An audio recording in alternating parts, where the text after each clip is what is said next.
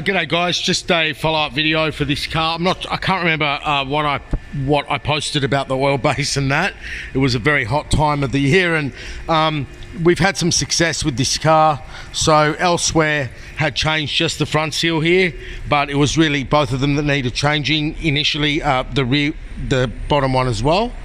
The car's running well. This car's got 200,000 kilometers on it.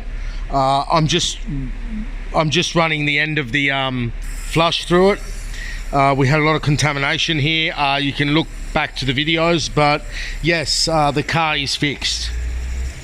Everything is working normally. The thermostat, if you are going to go to the great lengths down there, you know, there is an electric water pump and thermostat there. You want to check all your values first, because you don't want to be doing it twice. But here there was a budget, so we've reused a lot of stuff, and it's gone well. So okay guys, hope that helps. See ya. Bye.